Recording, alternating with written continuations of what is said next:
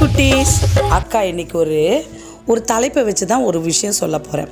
அதாவது படைத்தவன் பெற்ற பரிசு. இது என்னன்னு பார்க்குறீங்கன்னா, நம்ம படைச்சி நம்மளை பாதுகாத்த இறைவன். அவர் பாவத்தை மன்னிக்க வந்த போற்றுகிற பரமன். அவர் என்ன பண்ணார்? இனிய மனதோடு இன்முகத்தோடு சிலுவை பாரத்தை நாம் கொடுத்தோம். அவருக்கு நம்ம 1008 தப்பு பண்ணோம் பிள்ளைங்களா. அந்த பாவத்தை எல்லாம் என்ன பண்ணோம்? அவருக்கு சிலுவை மரமாக கொடுத்தோம். அதை என்ன பண்ணார்? அவர் அதை பரிசாக கட்டி அணைச்சிட்டு அதை அணைத்து முத்தமிடுகிறார். எந்த நம்பிக்கையில் அப்படி பண்ணார் அப்படின்னா, தன்னுடைய தகப்பனுடைய சித்தம் அது. எந்த பிள்ளையுமே தன்னுடைய தகப்பனுடைய சித்தத்தை நிறைவேற்ற தான் ஆசையாக இருப்பாங்க. எந்த தகப்பனாவது தன் பிள்ளைகளுக்கு இப்படிப்பட்ட படுபாதக செயல் நடக்கும், அதனை ஏற்றுக்கொள்ளணும்னு சொன்னால் ஏற்றுப்பாங்களா? ஏற்றுக்கவே மாட்டாங்க பிள்ளைங்களா.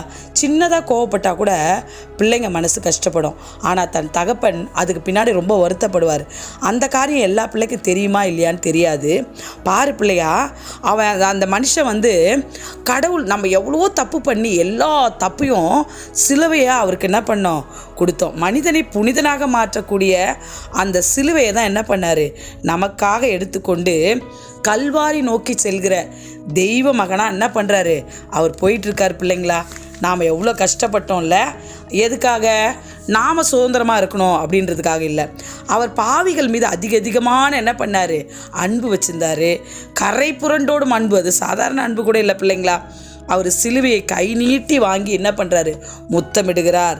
அப்புறம் மீட்பு பெற்றுத்தர அவர் என்ன பண்ணுறாரு? முன்னாடி வர்றாரு. கலப்பையில் கை வைத்த பின் யார் எது சொன்னாலும் திரும்பாதேன்னு சொன்ன நம்ம ஆண்டவர். அவர் என்ன பண்ணுறாரு? தன்னுடைய சிலுவையில் கையை வச்சுட்டு அவ்வளோ பெரிய துன்பங்கள் பாடுகள் அது பாரமாக இருந்தாலும் உள்ளத்தாலும் உன்னையும் என்னையும் அவர் அதிகமாய் சுமந்து கொண்டு அதை சிலுவையாக நினைக்காம பாவப்பட்ட மக்களை சுமந்து கொண்டு மௌனமாய் நடக்கிறார் நமது இயேசு. சரியா?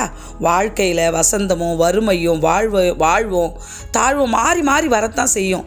ஆனால் நாம் எப்படி இருக்கணும் பிள்ளைங்களா? வசந்தத்தை வாரி அணைக்கும் உன்னால் எல்லா சந்தோஷத்தையும் ஏற்றுக்கொள்கிற நம்மால் என்ன நடக்குது? நாம் சந்தோஷமாக இருக்கணுன்றதுக்காக அவர் அந்த சிலுவை மரத்தை முத்தமிட்டு கொண்டு என்ன பண்ணுறாரு? ஆனந்த மேடையில் ஏறுவது போல அந்த சிலுவையில் தொங்குறாரு பிள்ளைங்களா. அடுத்தடுத்து வர்ற துன்பத்தையும் அவர் என்ன பண்ணுறாரு? சந்தோஷமாக ஏற்றுக்கிறாரு. கடைசி நேரத்தில் கூட அவர் எவ்வளோ சந்தோஷமாக இருக்கார் தெரியுமா? தன்னுடைய பிதாவின் சித்தத்தை நிறைவேற்றுறதுக்காக அவர் சந்தோஷமாக இருக்கிறார் பிள்ளைங்களா. நம்ம எப்படி இந்த உலகத்தில் இருக்கணுன்றத இன்னும் ஆண்டவருக்கு பல சிலுவை மரத்தை தரக்கூடாதுன்றதுக்காக அநேக காரியங்களை நாம் கட்டுப்படுத்தி ஆண்டவருக்கு பிரியமான பிள்ளைகளாக வாழணும். அப்படித்தானே குட்டீஸ்? பாய் குட்டி.